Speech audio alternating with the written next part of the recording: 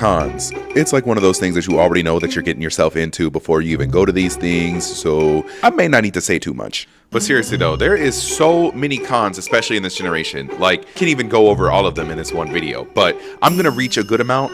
I, for one, just got done going to a recent con called MomoCon in Atlanta, which I have some clips that I'm most likely going to play for you guys throughout the video. So sit back, relax, enjoy the video, make sure to like and subscribe. I would definitely appreciate that, especially as a newer content creator, but let's get it.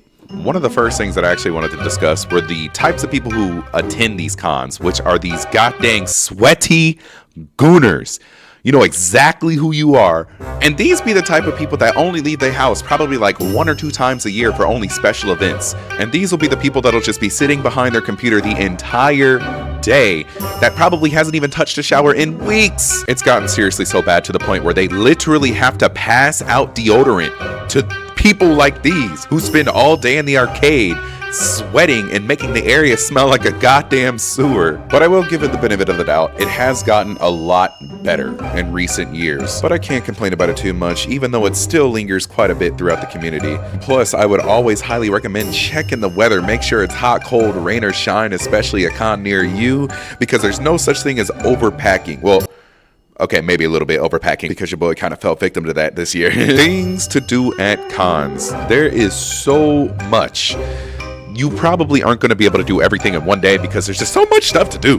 Like, you have panels, dealers, karaoke, artist alleys, food, drinks, meet and greets, autographs from celebrities, cosplay, photo shoots, and even people watching. Only if you're into that though. But let me tell you this, you're probably going to end up doing a lot of these cons anyway.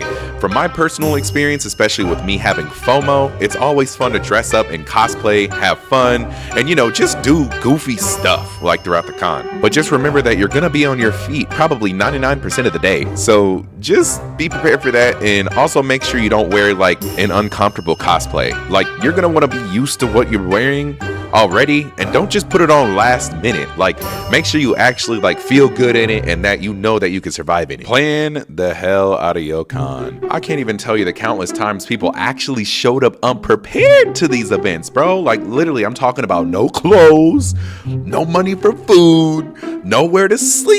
Like, how do you show up to a convention with nowhere to sleep, bro? Like, are you kidding me? Like, are you gonna be sleeping out on the street? Like, I've seen some workarounds during this, like people actually like sleeping within the con hallways or corridors like overnight, because some cons are actually 24 hours, or people just don't even sleep at all. They just survive off of white monsters or alcohol or both, and still somehow have enough energy to make it throughout the entire day. Like, come on, bro, fill your boy in on the tactic. Let's just say for this scenario with planning, let's just say you go with a group of friends, unless you don't have any friends. But if you do have friends, then this works for you. Most likely your friend group is probably going to have different plans and things that they want to do throughout the con, so make sure you guys create like meeting spots to meet up after all of your stuff is done, so that way you're all not confused, wondering where people are and stuff like that, because it's just gonna be crazy. And also prepare your meeting spot before you even think about departing, because I know it's gonna be hard to look for each other, and receptions is probably gonna be booty cheeks at these events, so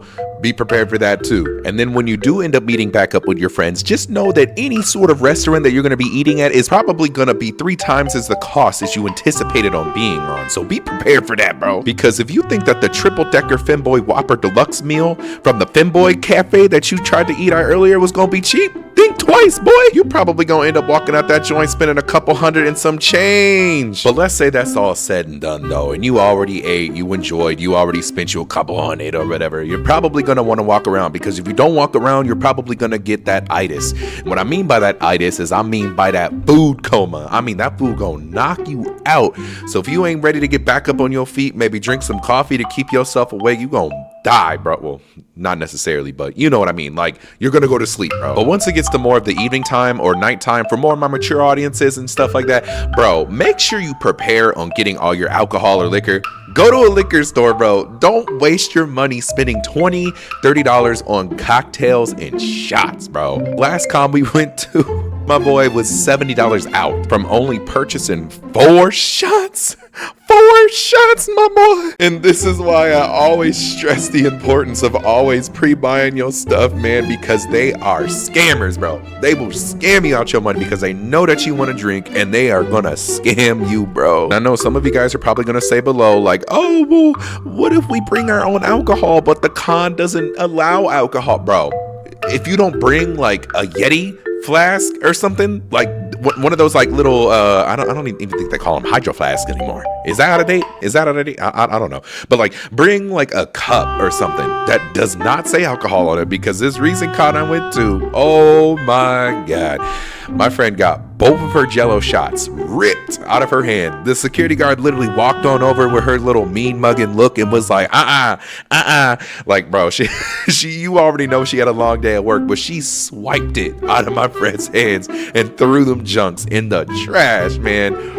Oh my god, that's what I'm saying. Always be incognito mode, especially at those cons that are strict on bringing outside alcohol, bro. And please drink responsibly. YouTube, please don't demonetize me, please. Convention rave parties. This is probably gonna be one of the best memories you're gonna make at conventions, are the rave parties. Oh my goodness, you cannot pass these up, man. You're gonna meet so many new people, so many friends, especially going to these rave parties. These are definitely the times that you don't want to be antisocial. You want to be as social as possible, make as many friends, get more followers, get connected with people, because who cares if what the next person next to you thinks, bro?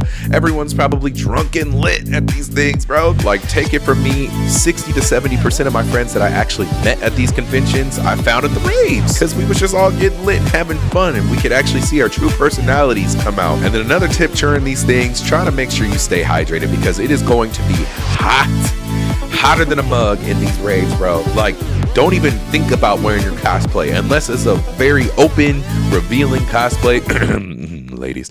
No, I'm just joking. And the men too, because I'm pretty sure they also allow you to be shirtless as well. Show that six-pack you've been working on all winter art. But especially once the DJ starts going crazy, bro, you're going to see a bunch of people doing mosh pits, conga lines, limbo. I've even seen people spin Beyblades in the middle of the rave floor. Like, these people be going insane, bro. They're fiends. Like, don't be caught lacking and get crowd surfed 15 feet across your friend group, because trust me, I've seen it happen before. And then for my homies watching the video, don't be weird around the huzz, because I've seen too many homies at the rave parties being weird, especially, and scaring the huzzes. Like, slow your roll. There's plenty of fish swimming, I promise you. And we all know there's that one friend in the group that's like, bro, she looked at me.